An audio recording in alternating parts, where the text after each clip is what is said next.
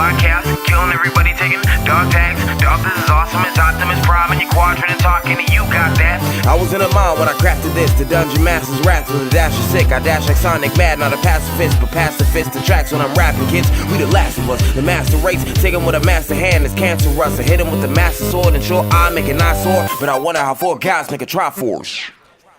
Hey guys, welcome to the Trinity Force podcast. My name is Adam Ponophobia Cogswell, and I am your host for this evening. I am joined by a great group of guys. We're going to start with Dominic in the lower left, he's in the lower right-hand corner tonight. Hi, everybody. Hi, Dom. Chira, who's in the lower left-hand corner. Hi, I'm here. I made it. Woohoo! And DeClaude, who's in the upper right-hand corner.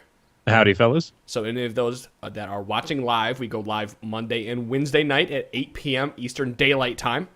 That's 5 p.m. Pacific time. And if you're wondering why people change, if you're watching live, it's because I don't want to move the boxes around because they're like perfectly set. So I just changed the graphic instead of moving the boxes around because I'm lazy. That's efficiency. Yes, it's easier to change your names because I have to change the episode because it says like one episode 162, 63, yada yada. And it's just easier to change your names. Anyway. So, hi guys, I hope you are ready to be strapped in for patch 4.8 discussion. We're going to be talking that, Soraka nerfs and whatnot. We're going to be doing some mailbag questions at the end. We'll definitely talk a lot about Pantheon in this episode. But before we get to that point, we have a couple quick things of news to run down. So, the first piece of news is we are available on Twitter and Facebook. Both is the T-Force Podcast, so facebook.com/T-Force Podcast. And twitter.com/T-Force Podcast. You can find any kind of episodes we release, including the LCS Rundown and the Odds on LOL Podcast. We post those to those sites whenever they are released. With that said, you can also go check us out at store.trinityforcepodcast.com. There are t-shirts up there, and we are working on more designs for those t-shirts. We're going to have some really splashy designs, I would say in the next... We'll give it about 2 months, but just let you guys know if you don't want just the logo on the front, we're going to come up with some really splashy designs and help you guys get there because we're really working hard to push this podcast out and make it a better podcast every time we do it for you. So, other piece of news. Guys, last week we talked about the Nature Box promotion we have going. So, if you guys would like to help out this podcast, we... really appreciate any support we get. It helps us to continue doing the podcast every week. We're not taking any of your money and putting it in our pockets. We're using this to give back to you guys in one form or the other, whether it be graphic designers or, paying to make sure the servers are right. So you guys can go to tinyurl.com/tforce nature. Now, what the Nature Box is every month for $20 to $50, you get a box of really awesome, healthy treats. We know a lot of you guys sit around and drink beer like we do and eat Cheetos and, all the normal gamer stuff, Mountain Dew, whatever it is. And instead of doing that, instead of having your fingers all greasy and whatever it may be, you can eat Snack Cream Nature Box. And I know, Dom, your roommate, had used the Nature Box. I was waiting because I was hoping... I know you were. Which will improve the life of your gaming peripherals as well, because you won't get the grease. That's true. Rubbing off the letters of your keyboard or getting into the crevices of your mouse. So, save your peripherals. Game better. You don't want to slip when you go to Box. Flash. Game smarter. Eat Nature Box. Game smarter. Game smarter, not dirtier. Yeah. Yeah, so again, it's a $20 to $50 box, depending on what you choose, and every single month at your doorstep is this box of really awesome goodies that you guys can snack on and let us know how good they are. I've already signed up for one, so when it comes, I will be snacking at work and eating it. I know I try to eat strawberries and whatnot, but if someone's going to put it together for me and I don't have to go buy it, even better. And I know, Chira, you would get a watermelon right there. Show everybody your watermelon, dude. Yeah, beer, coffee, and watermelon. Yeah, are you sure you're not pregnant? I'm living my life, man. Come on. Eating this watermelon like cereal. Look at that. So yeah. those listening at home, he's got half a watermelon, and he's holding the husk in his hand and scooping the Like a watermelon out bowl. and eating it. Yeah, like a bowl. It's the best. I mean, it is a bowl. It's nature's bowl for It's me. a nature's bowl. So please go sign up for that, tinyurl.com/T-Force Nature. If you are listening live, this is unfortunate for any of those who are not listening live, but the T-Force tournament is Thursday, which is tomorrow for us. You guys will be able to join us on the Game Victorious channel and the T-Force podcast channel. We have that all sorted out. I will be casting with 3G Greg, or Greg from Victorious Gaming. And then Astradition and Badger will be casting on the Trinity Force podcast channel. We'll be doing groups A and B, and DeClaude, he has taken the day off and will be playing in it. Yep. Well, I took the following day off. When I get That's back right. from work Thursday, I'll be rushing to get everything set up because I think 6:30 EDT we got to be verified or something. I don't know, but Yeah, you have to be in. So if you guys want to know how that In works, if you're TeamSpeak listening and all. live, you have to be in TeamSpeak and ready, and they'll throw you in the group, and you can talk to everybody and play the game and be ready to dominate and win that RP. And if DeClaude wins that RP, he's going to donate it to a charity of his choice. you got It's it. gonna be the charity of his choice is the Dragon Slayer Pantheon skin. Yep. The charity of DeClaude. And the Well, no, I already have one. I might gift mystery gift or gift skins. I don't know. I'll probably just spend it all on myself because I'm a selfish bastard. But Probably, you know, right? Look, this is not a morality competition. There's no shame here. yep. You don't got to give that away. But You earned chances that are shit. I'm not going to win. what? Don't say that. Yeah, don't. No, I'm come on. trying to establish my karma right now. You know, secretly I'm like, oh, I'm definitely going to win. But So I'm are you saying playing it Karma tomorrow? for the karma guys. You'd best play Karma tomorrow now. Karma top. That's my No, go-to. Girl. that would be bad karma, literally. Ha.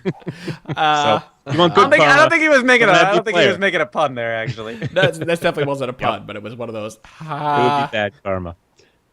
So if you don't want to sign up for the Nature Box, but you would still like to donate because you don't have $20 a month, you can donate to us, tforce.trinityforcepodcast.com. I'm going to put a button on the main website as well here in the next coming week. There's a donation button there where you guys can donate to the podcast. It's also below if you're watching live right now. You can click there. You can donate any amount to the podcast. It's all very helpful for us, and in the following week, we'll shout your name out and thank you and give you a nice round of applause. So, with everything said, let's get into patch 4.8 discussion, shall we? Sounds Okay. good. yeah. It just hit today officially on the website. So Yeah, you know what's great about this podcast is because, okay, we went to 2 podcasts a week back in, what, July, We are August? August. And it worked out perfectly for us because patch notes have hit every Wednesday just about for the duration of us doing 2 podcasts a week. So we're always able to be ready for those patch notes. Patches have been hitting on either Tuesday or Thursday, which has given us the opportunity to preview the patch on the day before. yep. Right. So we're going to get into this. When we were all talking about the patch notes before the show started, and we're in agreement that the majority of these changes in the patch notes are just quality of life buffs for the champions. They bring them back into the mold so you can play them in solo queue a little bit easier, but majority of the changes are not going to change how the LCS plays. So Yeah. we'll just start from the beginning. Blitzcrank. His rocket grab, now 100 mana, and his static field, now 100 mana. So he had a reduced mana cost in both those, which is great. Because if you ever played Blitzcrank in lane, you could drop 2 Qs and be completely out of mana. And you're done. Yeah. Yep, for the next however long you're going to be down there before you go back to shop. Yeah, and then you just buy sapphire crystals and turn them into all the mana items for later. But Right. now maybe you can get something a little bit more useful. I want to check the numbers on his damage. I kind of surprised that they don't have a scaling mana cost with this to begin with. The cooldown makes sense because he's such a high utility champion, but I'm surprised that the mana cost is still this high given just the way, because it scales up to 300 damage, which is pretty nice, but it's kind of weird that it starts at 100 and just stays there. For what it provides for him, I would say it's more because it brings them to the person or brings them to Blitzcrank, unlike Thresh where you meet halfway. It makes sense to have it such a higher mana cost because you're pulling someone so out of position. I don't mind. I mean, it doesn't. Yeah. And you're not The putting high yourself in mana a cost doesn't really disadvantaged bother. position. And I think part it of makes this it a is risk really to use. part of this. I think is really because of mana barrier. They're trying to incentivize Blitz players into buying mana regardless of that passive, or to further take advantage of that passive.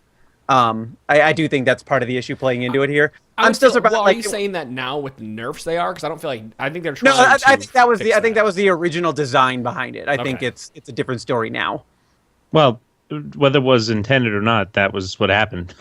You were incentivized to buy mana to make it easier to rocket grab whenever you wanted to, and because of your mana barrier. So Right. Yeah, you had to make the thing with that 20 mana cost. We've said 100,000 times over that a small nerf or change or whatever it is can make a champion good or bad. I don't think this makes the champion any better for LCS or ranked. It definitely makes it better for ranked play, but for like LCS play doesn't make him any better. But definitely makes him better to go and play in the lane because you can get that extra rocket grab off. Actually, the problem that I've had with him isn't the rocket grab; it's the E after the fact, where you need that 50 mana to be able to power fist them and knock them up. You are always short 30 mana. True in the beginning, but then later in the game, mana? The way mana barrier works is it's based off your current mana, so you're going to end up having a better barrier in most cases because of this little quality of life buff. Or you can be a little more aggressive early. You can soak some more hits that does trigger, which is nice. So it's got a hidden factor to it that makes it a little bit better than it reads on paper. Well said. It basically now means he can reliably get his combo off twice during laning instead of 1.5 times. Yep, and sometimes that's all champions need. Sometimes that's all you need. Or he can go in and bust his nut. Is all he needs. He doesn't. Yeah. It's funny. Blitzcrank, I haven't finished my placement matches because GG Chronicle, but the little banhammer, I banned Blitzcrank because he's sitting in silver right now, and I don't want to play against Blitzcrank because people are out of position so often that the grabs are more advantageous, or easier, I should say, easier He's to a hit. nightmare. So I would still and say... a good grab, just like a good Thresh grab. It's even better than a good Thresh grab. Oh, absolutely. 100%. Someone doesn't die after a Thresh grab. I mean, like, it's not guaranteed death. Usually death, but not guaranteed death. After a Blitz grab, it's you have to use... hard to survive. As long as your team's winning. You have a higher chance of killing somebody with a Blitz grab than you do a Thresh grab because you have to Part wait of it's that just extra time to get in there. Part of it's just that Blitz has all kinds of damage to throw on top of that as well. That Thresh just doesn't have right away. And it's different. The Thresh grab, you can hit it again, and Thresh gets in there and starts messing things up where Blitz can't do that. But the Blitz grab, you're pulling someone away from their team, and you're dogpiling his ass. So right, and you're not getting in there to do it either. Like Thresh has to be in the combat. You're still in the safety of your team, yeah. And the same or thing with over Leona. terrain. Leona has Thresh to go can't pull over terrain. Blitz can. There you go. All right, let's talk about Cho'Gath then. Cho'Gath's Feast has had a range increase. This is a long time coming. Not just that, but the cast time reduced by quarter of a second. It's a half second now. But it always seems like so long. He's rearing back. I'm going to eat you. No, I'm going to step over here. Nope, I can't eat you anymore. I got to try to catch up to you. Oh, I'm going to eat you again. Nope. So hopefully this changes that. I find funny about video games is in real life you don't notice that half a second because the only time that half a second comes into factor is if you're driving or like somebody like almost accidentally bumps into you, then you might notice half a second, but you don't notice it as often because those events don't happen as often. But in video games, a half a second is life or death. Yep. Because especially with more often. This is, I mean, it's actually a really big buff to him, if you ask me. It's nice. It's a fix. Like, it's quality of life improvement, but it's a really big deal. Yeah. It shouldn't take them that long to nom somebody. I get they want to have the animation and everything, but you don't need to rear back and then chomp somebody. Like, that's just too much. If it took him longer to eat them, like he grabs them, the damage is done, and he's nom, nom, nom. He's sitting there chewing a little bit. Okay, whatever. But he'd miss it completely. And you're like, oh, man, I would have gotten that kill before I died. That little closer, that quarter Tebow closer. So I'm excited about this Cho'Gath buff. Scaling true damage, it scares me. Well, that Cho'Gath, it's a nice buff. It's not so much to talk about as like the Blitzcrank thing, but because you don't really see Cho'Gath that often, but the good Cho'Gath players and the people who made him are going to really enjoy this buff and make use of it. He just got better for anybody that plays him. So exactly. More reliable. That's pretty much it. So here's the funny thing. The next change that comes in this patch is Kha'Zix. And we've seen nerfs come to Kha'Zix with each patch before this. And this is actually a buff. And they admit it that it's a buff, but they also admit that it's a bug change. Because when he evolved his wings, there was actually a longer cooldown by 2 seconds across the board. And they removed that extra 2 seconds. So now he can jump more often. But evolved wings allows you to jump on resets. So while it is a buff, I don't see it being something. Right. It's a buffer when you don't kill anyone. Yeah, it's a 2-second buff to get that 2 seconds back more quickly. But at that point, Right. when you have your It's a bubble buffer wings, when does you that do a really bad matter? job. It's a buffer when you don't know how to play Kazakhs. That's funny. I hadn't thought of it like that. That's really funny. Your boy Malzahar. Oh yeah, his mana reduction. Still, You know, quality of life stuff. It's quality of life. You don't notice it as much if you manage your malefic visions properly and everything, but it's nice. There have been, you know what? There have been many times where I've done my EQW combo and then I'm out of mana to ult them. Like, grr! You know, if I just had the ult, I would have finished them I've off. seen that happen. You've Where seen you, it? like, it was, Yeah. Yes. Yep. or So- like you don't have the mana right away, and then you regen just enough. But at that point, they've walked out of the void circle, whatever hell that thing is called. Exactly. I've seen No that zone. happen. To you. Image. Yeah, I've seen that happen to you so many times. Like I laugh every time because it's hilarious. But Son This of a shit's bitch. funny, goddammit. It's not funny for me. we also like lose. We Ugh. lose team fights because of it, because we're all expecting so much more damage to happen, and you lost half the Clubs, combo. why didn't you all? He's like, I've been out of mana for 20 minutes. Let me here's go what I did. back. Here's what I did to combat it. I wouldn't do anything else. I'd just open with R and hope you guys That's what capitalize. bad Mazahar players do. They even are. They don't Yep. do the whole combo. Not even E. I'm just like, screw it. I don't want to mess around. I'm hitting R. You guys, then the onus is on you guys to finish him off. I got him. Thanks, buddy. You flashed into the He 5 of cast them the and net. you've R'd, but it's on you guys. And you guys know. Yep, you better catch up. You all flash after me. If it's on cooldown, then you're bad. You're And bad. You're bad. Get fucked. But this mana quality of life buff will help a lot. 50 mana is a big deal. Right. Yeah, especially in the early going. That's Well- what I mean. That's using it. 6 is for that surprise. Oh, I'm 6 now. We're rolling quickly through these patch notes because, like we said, a lot of these they don't matter in the grand scheme of things. But the next two we're going to talk about are quite significant changes to the champions. Pantheon now. There is a bug fix, and I have to say it is a bug fix because we had talked about it, I'll say 6 episodes ago, maybe 5, where we said that Pantheon, when he ults, can jump outside the range of his circle by using one of his abilities while he is landing. They have fixed that now, so Pantheon can't use the ability till he lands, and he can't jump outside of his circle. Yep. There's It's been a and Go it ahead. it actually adds an extra half second to the animation for him appearing on the screen. So it felt like I noticed this on patch day when 4.7 came out. I'm like, what the hell? Am I lagging? And then I asked my friends who I was queuing with for the team builder, and they're like, no, I see it too. Looks like you're lagging on your jump, because I'd be like, all right, here it is. Boom. Oh, there I come. Why can't I hit anybody? And they're just like, huh. I see Pantheon coming, but, you know. Yeah, why is he taking forever to Well, drop? we're- Just come down!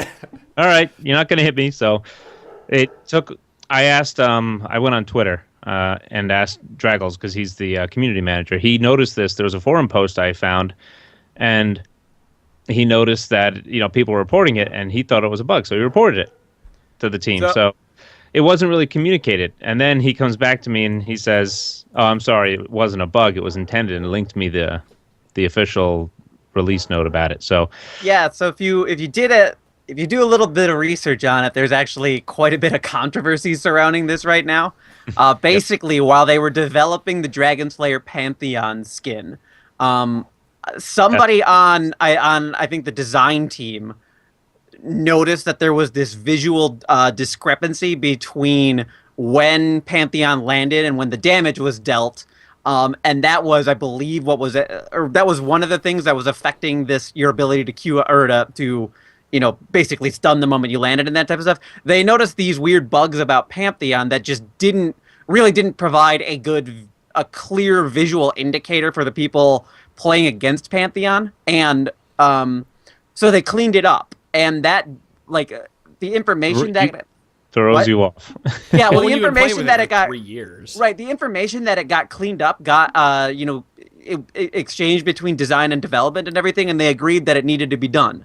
Someone forgot to put that into the patch notes that the bug got fixed and everything. So this was a stealth bug fix, stealth nerf, whatever you want to call it. It wasn't intended, but it was a result of Dragon Slayer Pantheon coming out.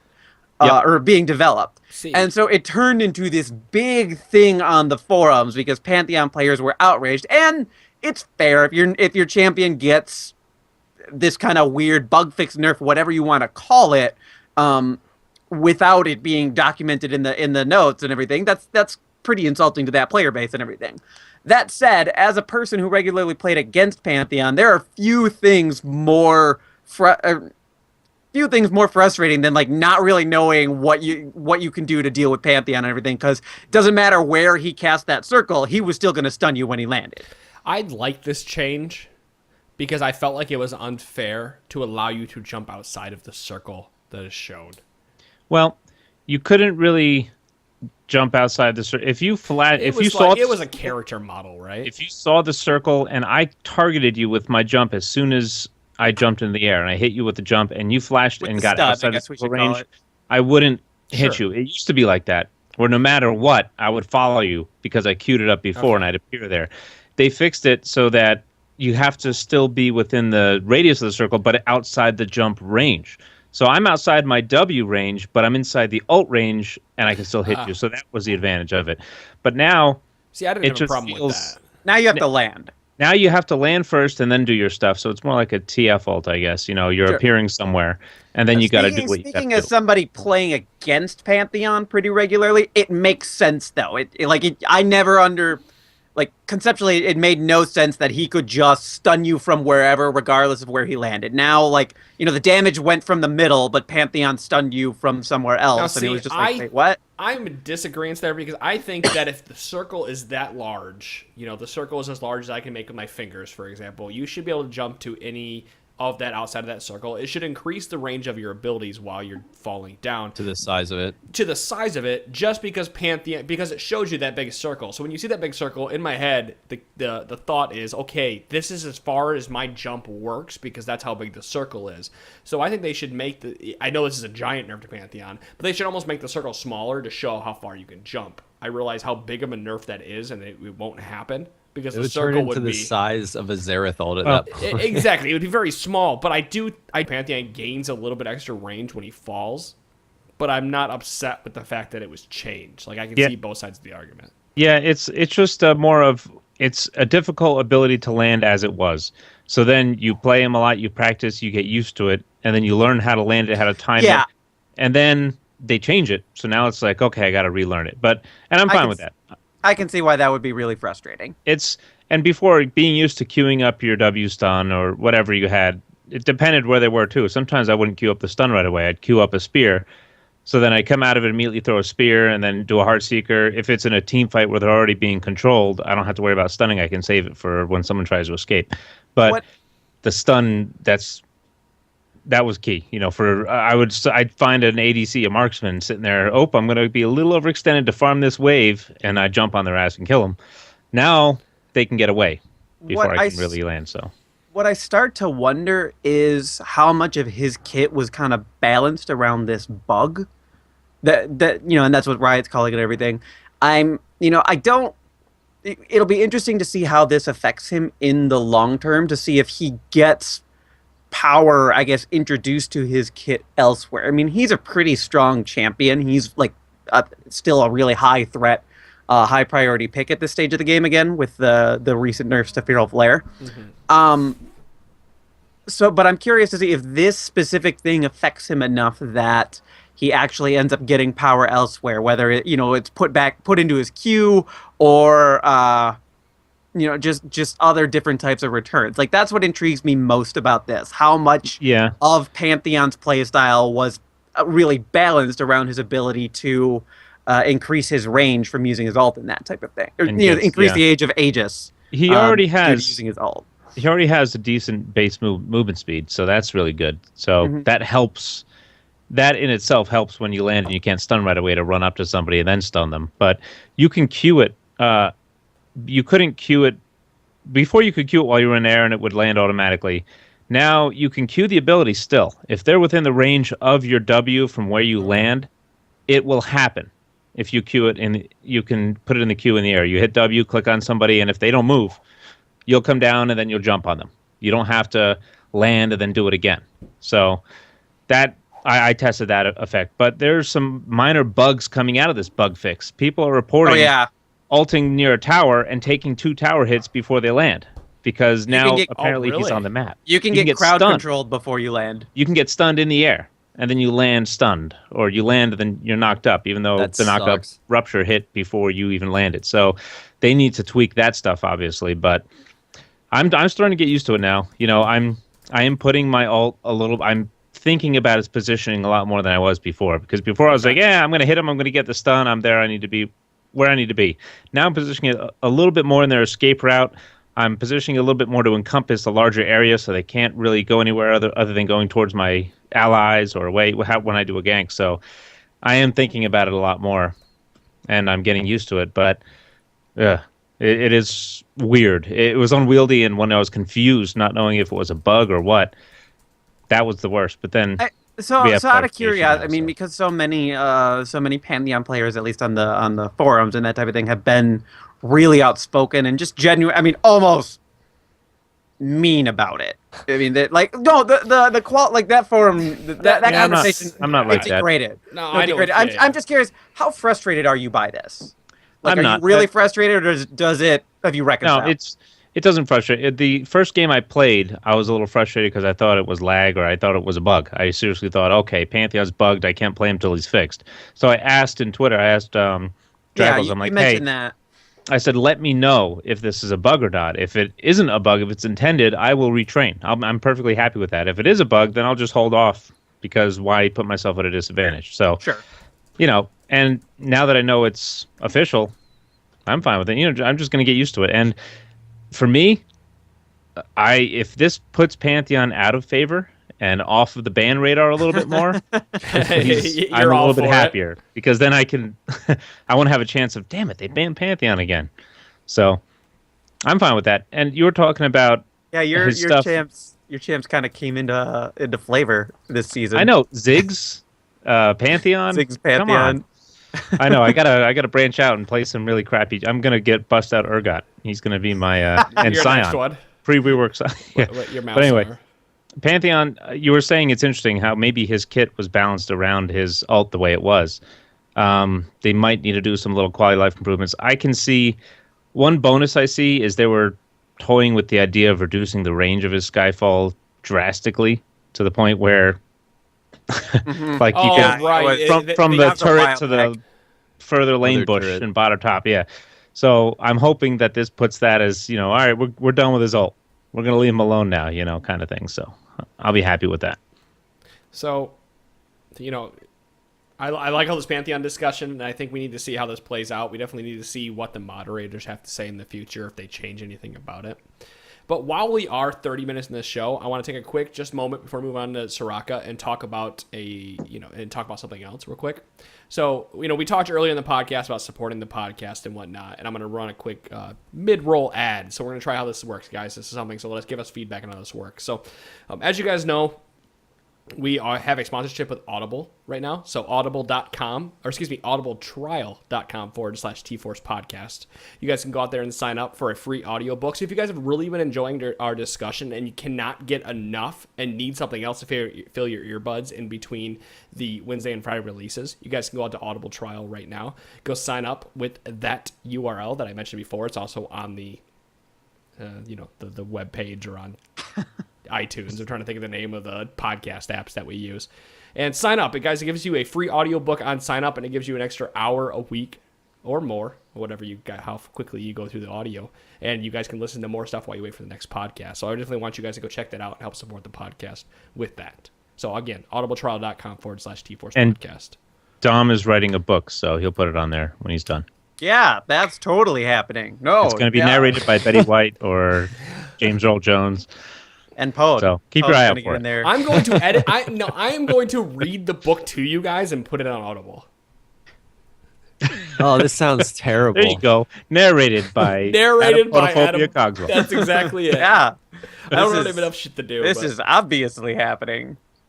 50 Shades of Grey, narrated by Adam Potophobia Cogswell. How about 50 Shades of Soraka nerfs? Let's go. 50 Shades of Grey Warwick. Should you refer a friend? Oh my God. Adam Potophobia Cogswell. That was good. All right, let's talk about it then. Let's move on to more of the patch notes. Soraka So she has been a problem in mid lane. A lot of people have been picking her to counter Lulu and other mid lane champions, LeBlanc, for example. And or just to be a bitch. She was frustrating to play against. If you guys have not played against... Go ahead, Chair. I'll let you go. Here's the other thing with Soraka, too. Even if she loses out in lane, if she gets to the end of the game and she gets the item she wants, she's still an unkillable tank that's doing AoE damage and healing somebody more important than her. So, not particularly fun to play against. And if you shut her down in lane, she still has pretty good comeback potential. To be fair, she's also not fun to play against bot lane. She doesn't deal all the crazy obnoxious damage and everything, but it still sucks playing against Soraka bot lane. It's just boring. It does, but it doesn't shut down. No, it's not the same. Like it doesn't. Well, and the other thing is, too, that people don't also get with her is if you do engage on her early to get, an advantage or whatever, she used to be able to just E you with Infuse, silence you, maybe run away. You probably couldn't put as much damage as you wanted to into her, but it didn't cost her anything to do it either. So they fixed that, and now it costs 50 mana at all levels for her to cast her Infuse on an enemy player to silence them. Right. I mean, that makes sense. Let's be honest. Yeah. Why do you get a free silence on anybody? Free silence, free damage spell. It's free harass that if you get off before they can get to you, and you're not a ranged champion, she doesn't have to pay for it at all. Soraka has been an issue since so to give you guys a history and how long I've been playing this game, in season 2 kill lanes came about to destroy Soraka because Soraka would just sustain somebody the entire time, give them free mana before her rework. She could just constantly give free mana, and so they've been working on this to make Soraka balanced with all the other supports, because you're giving somebody something for free. And that's not fair. For a long time, it was give her ally and give herself free mana. It wasn't she could just give herself mana back. Oh, hey, I just cast a spell that costs nothing. No, it was free. It was free when you look at it. Yeah, exactly. It was free with a cooldown. Now, the thing with this Astral Blessing nerf is not really a nerf for the damage it does to enemy champions. It is because it's not as much at it, but the cooldown's better if it hits a champion, so you can do it as much and the damage will even out, but you won't clear waves as fast because you have to hit an enemy champion. The big thing with Soraka is the damage that she's doing. If it hits an enemy. So the way I'm assuming champion. The way it reads, it says enemy. It doesn't mean minions because it's got to hit something. Right. Starcall hits at least one enemy champion. I don't think minions are counted as enemies, are they? Because it says enemy champion. It just it says enemy the way it reads, and I'm reading. You're reading the ability, Yeah. So they paraphrase, but anyway, it's based on that. When you're hitting champions with it, you can do it more, so the damage will kind of equalize, but you won't push the lanes as well. So I guess that's a good nerf. People didn't necessarily pick Soraka for the damage that she could do. It was great. Don't get me wrong. It was too much for how much sustain and mana, all the utilities. It's great, and it has the shred, right? But it's the shred. That's what I'm getting at. People picked her because you could shred everybody's magic resist, and then you pick mixed damage champions like a Shyvana, who just ripping through people by building nothing. Not only is Shyvana ripping through people, but then you have the fact that Soraka's healing her and making her even tankier than she already is, so has no fear of just running across your team. I don't understand why it's a flat amount. It seems like it would make more sense for that to be a percentage that stacks up to 10 times. And while 10% is a lot... Are you talking about her passive? On Starcall, the passive on Starcall, that's the magic resist shred. Because, shredding resistance by 4 or 5 seconds, and that stacking 10 times, that's absurd in the early game. Sure. That's going to let's straight up murder somebody in the early game. 60 MR is still a big deal in the late game, especially against a carry or something. But against a tank, it's not as problematic. I can't help but wonder if it would be better, if some of the problem would just be solved by changing that shred to be percent based instead of flat. I think you have to continue to nerf the damage, and I think if you were to change that is the next change you have to make. But, I'm not saying just that change. I think the damage change was needed. That's not what I'm trying to argue for. If you're going to make that next change, that's great. That makes her more viable. But that also makes her more viable as a mid laner than it is a support. I'm not really trying to turn her into a support. Are you trying to turn her into a mid laner then instead of a? He wants him out of his lane. So I don't really care. I'm sort of trying deleted. to. I don't like this identity that she's developed as this lane bully who's still amazing even if she loses lane. And I think, like you pointed out, the magic resist shred is a big part of that problem, and it's gone overlooked at the moment. Mm-hmm. And I sort of feel like that's a way to even it out and make her less of a lane bully, still have like the prominent wave clear that she has, but she can't like just murder somebody just by pressing Q a bunch of times. I can agree with that. Then she becomes, and then she becomes like, it's not like she kills a carry any faster, like she still does in the late game because of the flat shred, but she does actually have some anti-tank qualities, which at least gives you incentive to pick Soraka in certain situations, even knowing that she's no longer a lane bully. She still is a lane bully because how quickly she can move the lane, even if it's not reducing the cooldown, because you're doing damage. I will say, but she doesn't murder her opponent while she's doing it. The big thing with Soraka is that she can not only push the lane incredibly fast, but if she's pushing the lane fast and you're trying to CS and she's hitting you and you're forced to the turret, it basically completely shuts down any chance you had to ever roam at all during the laning phase. This, in my opinion, helps that quite a bit in the fact that now she cannot shove the lane quite as fast as she was, and it doesn't punish you as much for being around her while you're last hitting. So if you do get slightly behind, you're not fucked because of it. People aren't going to play this champion in the mid lane at this point because she's not overpowered anymore. This is one of those champions, and there's a few of them out there, that they get played when they are overpowered. Right. But there's better choices when they're in line. Correct. Exactly. When they are in line, there's no reason to play them except for in the role they were designed for because of what they bring to the team. Or they don't bring, rather. Agree 100%. It's a good point. So I was going to say, let's see how this plays out, but we're probably not going to see how it plays out because no one's going to play it. We might still see top Soraka and solo queue. I know there's a couple pro streamers that do it. Here and there, yeah. The residual Soraka players.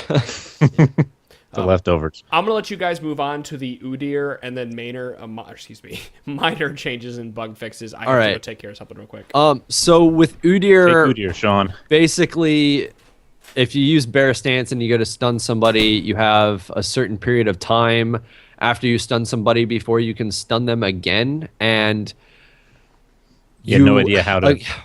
Most people didn't know what it was or counted it off in their head. I didn't even know that. Whatever makes sense, but I didn't even know that. Yeah, it used to be 6 seconds, and they reduced it to 5, and whatever. Now, it's similar to Yasuo's dash in the fact that once Udyr stuns somebody, they get a little indicator on them that basically counts down to the next time you can stun them. That's cool. That's helpful. That's a huge quality of life buff in the fact that now you can sit in another stance until you know they're about to be able to be stunned again, so you can get some more benefits out before you go back to stunning and then murdering them all over again. Making the game easier for the player. Damn right. It's about time they did something like that, though. Not that he needed it per se, but it's definitely a nice thing to have for anybody that plays Udyr. Yeah, that's it for Udyr. Yeah, it's just a little quality of life thing, so it just makes it easier to play him. I mean, the minor changes in bug fixes, these are so small. And there's 2. Yeah. Yeah, Nami. I almost I'm disappointed about this Nami change. So they've changed there was a bug with Aqua Prison in that it could interrupt certain abilities that were intended to be immune to disabling effects, such as Jarvan's Cataclysm and Malphite's Unstoppable Force. I'm kind of disappointed by this because I feel like if you had that excellent reflexes and timing that you could catch the oncoming Malphite with your Q before he got there and interrupt his ability. I mean, to me, that's pretty cool. And it says something about the Nami players. Yeah, but that says something about the Nami play. The level of mastery for that champion that would take, and sure, it would happen accidentally, but the level of mastery that requires, to me, like, almost, you should reward the Nami player for it. I get it, like you said.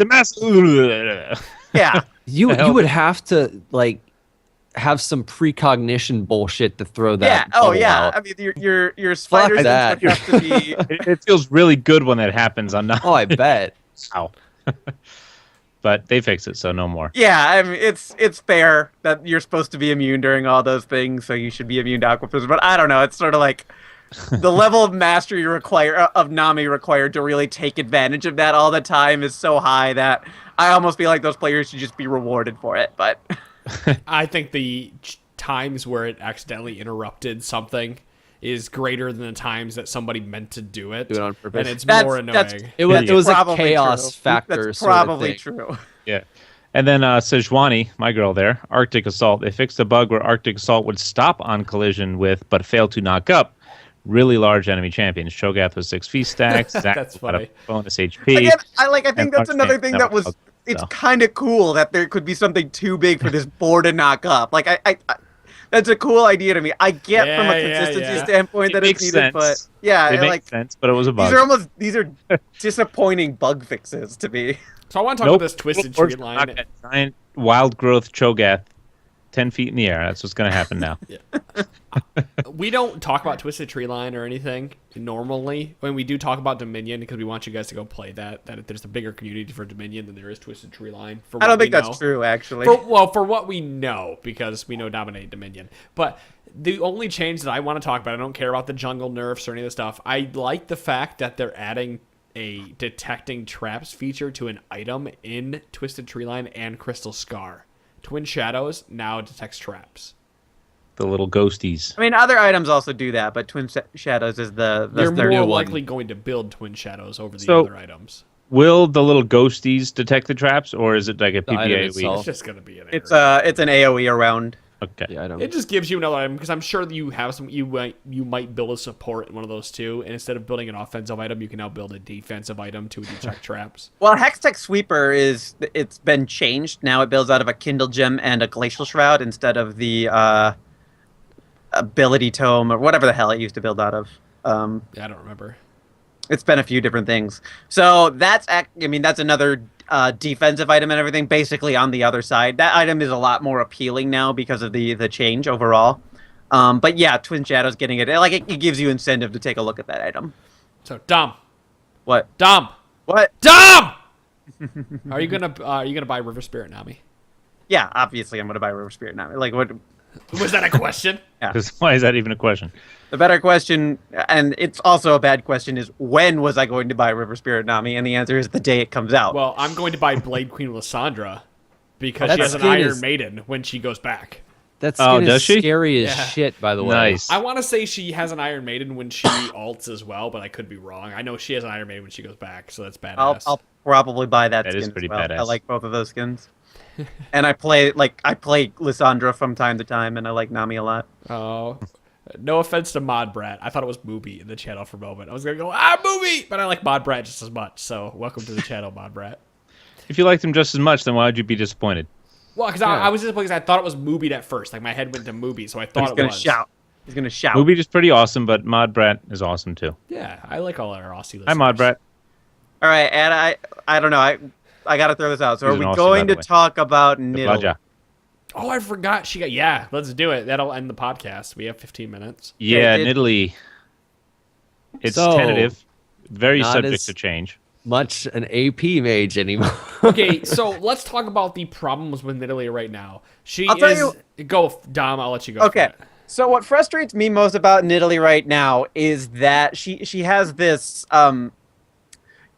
she sieges you from afar and just really chunks you down by hitting these spears. And so you think, okay, the way I deal with that is get up close to her and take her down. Except that the design of her kit makes it really, really difficult to catch her. So she runs away from you really well. And then if you get it in your head that you're just supposed to stop chasing Nidalee because your spider sense goes off, you think you're running into the team, and you run away. The problem is that Nidalee gets rewarded for that because she can just start throwing spears at you again. So it's kind of lose-lose when you're playing against Nidalee. That, and there's nothing more frustrating in this game than getting hit by one of those spears from out of the blue. Nothing more frustrating. Speaking of Spider Sense, they're making her ult more like Elise's, where you get it at level Holy 1. shit! Sorry, did you guys hear that? No. My whole house just shook. I need to go get my dog inside, so sorry. Is that Thunder? Yes. All right, bring her in. But anyway, they're changing her ult up completely, so it starts available level 1, just like Elise's spider form. So. And Jace's hammer And transformation. Jace's hammer, she falls in line with all the transformation. They're bringing her in line with that. And she's needed that for a long time. Right. Like as much as I like it.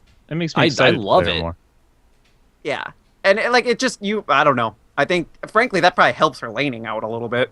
They yeah, talked about it. especially I mean, with the mana. It depends on what the cooldown's going to be for the swap on the forms. If it stays the same, that's like a huge change. If it scales, the more points you put into it, and it starts at like 12 seconds, that's not that big a change. If you go to like switch out a form, throw a spear, and then you get ganked the moment you switch into your human form, because then you can't pounce to get away. This cooldown scales down with rank, so we really don't know. Yep, and they're changing the trap effect. So finally, God, I hated that ability. It's only hitting one thing instead of an AoE of things. So that's really nice. Bushwhack. The cooldown of mana were reduced dramatically, so you can cast more of them. What I like is that it no longer shreds armor and magic resist. I thought it was ridiculous that this ability that already provided so much utility is dealing damage to you. Is dealing damage to you and shredding your resistances, so it's dealing more damage to you because of that. Yeah. Yeah, a lot. I'd always try to hit him with a bushwhack before I threw a spear. It made me feel dirty if I threw one and they weren't affected by my trap. That and it made it so that if your team followed up on somebody who was bushwhacked, they could just murder the shit out of them even faster. So now just rely on your nerf Soraka to reduce their MR for you. I like this champion conceptually, and I hate her current state of play, balance, whatever you want to call it, on the live server. So I'm very much looking forward to this refurb. Here's what I like. I like this hunt debuff. The trap will now put a hunt debuff on enemy champions. I'm thinking similar to Harrier, but it's the spear does the same thing too. All her abilities had a hunt debuff. Oh, and the spear and the javelin, and it gives each thing an additional thing. Her takedown will deal increased damage. Her pounce will jump twice as far, double its normal range. If somebody's being hunted and you switch to cougar form, your abilities get a bonus thing. It makes sense. Yeah, like you said, Q does double damage. Ability you use, then it wipes it out. What? W, you get a larger distance to jump to people. E resets the cooldown W. Pretty much, or reduces the cooldown on it significantly. And when you're in cougar form, you see everyone who has that hunt on them. So if you put a bunch of traps and everyone steps on one, they're all visible, even in the fog of war, to her in cougar form. So, is it just? I suppose we don't know. Is it just her, or is it the entire team? Because right now it's the entire team. No, it's just the person who gets hit with the item. Okay. It's only the person. It's only one person who can get the hunt from a trap. The trap only hits one person. So you trap someone, you throw a spear, you got two of them. Or if you set up a bunch of traps and everyone happens to step in them on the enemy team. I think what Dom's saying is, can your entire team see them if you're Nidalee? I'm sure it gives a little. Because right now everybody can see it. On live, everybody can see you if you step in a trap. Yeah. This reads like it's only Nidalee can see them, which is fine because it's not that hard to ping and say like, "Yo, motherfucker, right here." Only Nidalee in cougar form. Yeah. That's what it reads. It reads like it. I mean, again, it's not that big of a deal because if somebody steps in the trap, Nidalee just... But yeah, that's a good point. So here's the thing with Nidalee, with her kit. The way she plays on live, now, she is either an AP or a bruiser. You have almost no incentive unless you are running or catching up to somebody to jump in cougar form on live. Because you're not going to jump into the middle of a team fight when you're a squishy AP champion, right? Cougar form is an execute if you need it.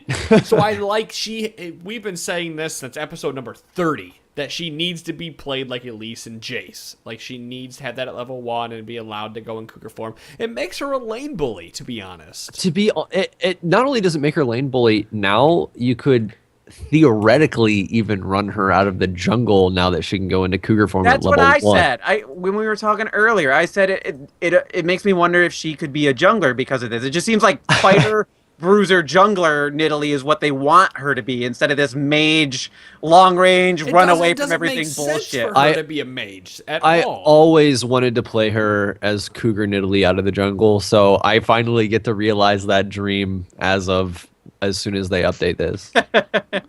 So this is awesome for me. My favorite thing about the change of this kit is pounce and swipe. It now moves towards the cursor instead of trying to position her to face a certain way and then use it.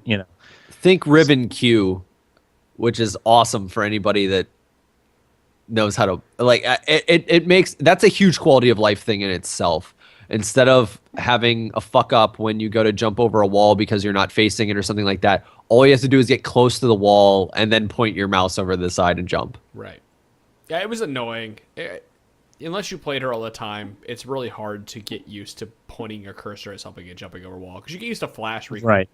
pointing the opposite way and make it over. And if you play her all the time, now you got to get used to the new one if these changes go through. So I don't think it makes that doesn't mean that makes a difference at all. It's going to be easier. You're going to just get used to learning it and just be wary of where your cursor is. So it's nice. Well, and it opens up some more, diversity in build paths too, rather than just all the AP in the game. So it never made sense for her to be AP. Like, just looking at her kit, you would never think, let's build AP for one ability, because we always say, don't focus on one ability, focus on your entire kit. But with her, it's counterintuitive with the way she plays to not just focus on one ability with the cooldown. They're giving takedown an ability power ratio in addition to its AD ratio. It already has one. Takedown has an ability power ratio. It doesn't have an AD ratio. That's not how it reads here. I guess we can double check, but that's not how it reads. It had an AD before. It had AD. Okay. It didn't have AP. And now it has the opposite. Your pounce and your swipe both had AP ratios in the current build, but going forward, all of them are going to have AP ratios. So now instead of building her more of incentive to build her AP. Well, that's the thing. I don't see her being necessarily like an AD bruiser. You're going to build her like an AP bruiser and go some interesting builds that way. You'll probably get more benefit out of building AP now. It'll be curious to see, and it doesn't read like they're changing it, but it'll be curious to see if the heal ends up retaining that attack speed steroid that it has on it. Mm-hmm. They didn't say anything about it, so I would assume. Yeah, I'm assuming it's staying there. I mean, that's a big steroid. I don't mind the attack speed steroid though. I mind I mind the amount of heal that it allows that she in addition to that steroid. 2 weeks ago I played a Rise where I killed 3 members of their team once each, and they all revived with air quotes because of Nidalee heal or Summoner heal or whatever it was. Like, I was that fed, but I couldn't get through it because Nidalee healed somebody from a quarter to full. It's like AP Gangplank, who just takes all the damage, eats an orange. It's like, ha, fuck you. Oh, AP Zinzao. Yeah. Well, yeah. The dream. 3 attacks, you're back to full. Giant tank. Oh man. But it's neat. It's a kind of a big rework. It's gonna change how that champion plays completely, but we'll have to see I think what it's the cool. final changes. We'll see how she is. Tentative changes. The AP ratio on Primal Surge right now is so ridiculous. Is it 0.8? 0.7. Okay. I mean, and it's 190 base. Just to compare, Soraka's, who's like supposed to be the healer in the game, her Astral Blessing, which has a way longer cooldown, 270 base. That's pretty high. 0.35 AP ratio. Right. I mean, that's a huge. Well, I mean, Nidalee's here is Nidalee's heal. Are going straight Athenes into Death Cap or Athenes into Void Staff. So you're getting a giant chunk of AP either way. You're going to be 200 AP.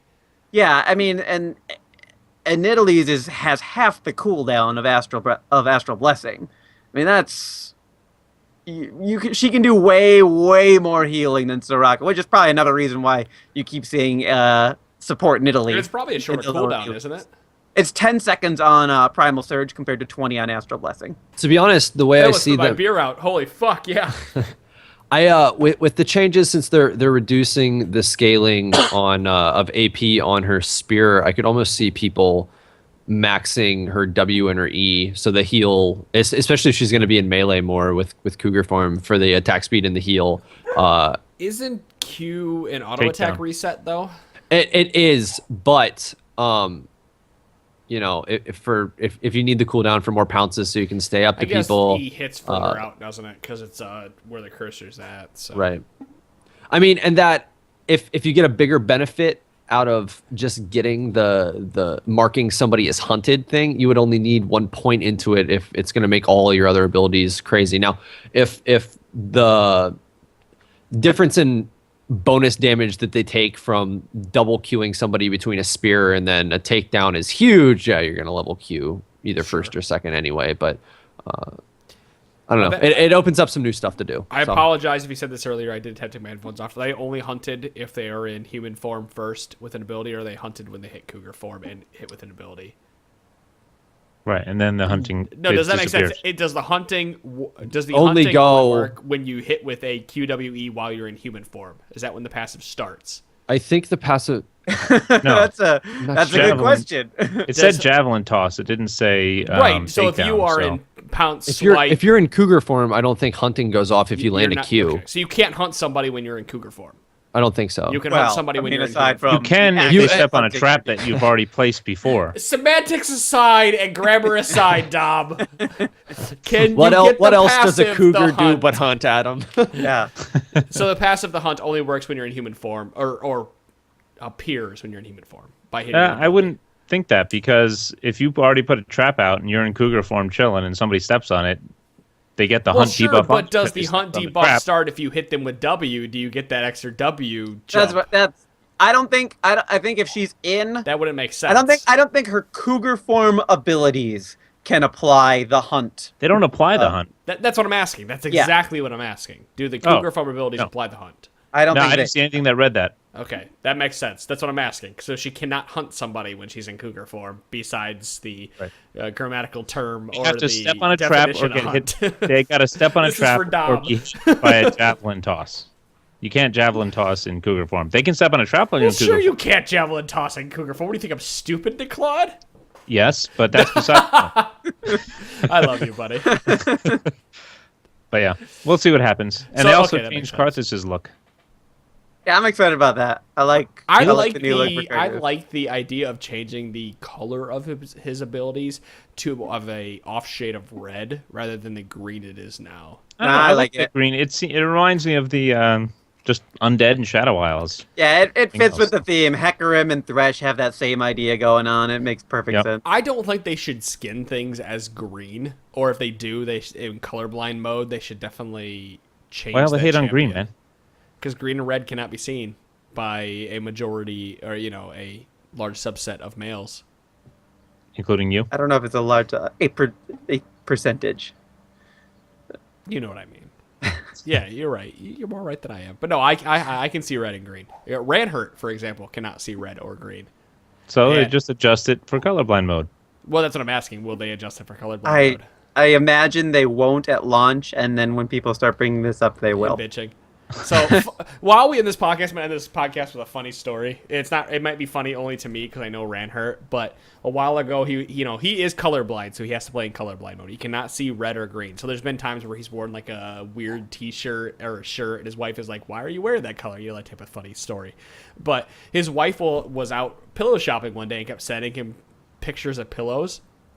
And he was like, "Yeah, that looks great." And she's like, "You're not even trying." He's like, "I'm colorblind, woman. I can't fucking see what the pillow looks like. Just pick one." Yep. Yeah, or her wife could play practical jokes and just throw like a red sock in with his white T-shirts one day. He would have no idea. He'd have no idea he has so pink shirts. Good. I would. Oh, it's so good that Kayla doesn't. Or I don't have that shit, because Kayla would do that to me all the time. You would be walking to work with red and green There's socks. nobody that trolls me harder than her, and that would be just perfect. I would love it. You would walk to work with red and green socks, and you wouldn't even know. You'd think they were gray or salmon or something. I'd walk into work, stop and my making boss fun would of be like, colorblind people. It's a real thing. All right. It is. Yeah, I appreciate your sensitivity to the rework on it. Hey, to Claude. Yes. Why don't you go try to play with your GIMP hand, all right? God damn it. I will. And leave everybody else out of this. You goddamn GIMP. I'm going to start making fun of people with MS now because you think it's a joke. That's okay. It's just that's your karma. We'll bring karma back in. Yeah. Oh, okay. Yeah, that came back around. It came right back around. Well, no, Stelina, we know there's colorblind mode. We're just having fun joking about the red or the green on Karthus. So, as you all know, that we all enjoyed to rip each other a little bit on this podcast, so we thought we'd end it with a little bit of that. That is episode number 163 of the Trinity Force podcast. Anybody have anything else to say? My karma ran over your Nasisma. Okay. And once again, we end the episode And we will see you Something all. horrible. Well, here, quick rundown of what we have next week. Monday, normal episode. Wednesday, we have a special guest. 3G Greg will be on Wednesday of next week. Dom will really? not be here and joining us. Oh, you arranged it that way. Thanks. Kicking him out. I found that out like 30 minutes ago. So Cool. Yay, Greg. So Greg Greg will will be joining us next week to recap the tournament and talk about the upcoming tournaments for VG. There's some really exciting stuff going on with VG coming up. So guys, don't forget to go check them out, victoriousgaming.com. That is episode 163 of the Trinity Force podcast. Thank you guys for joining us, and we will see you all next week. Good night. See ya.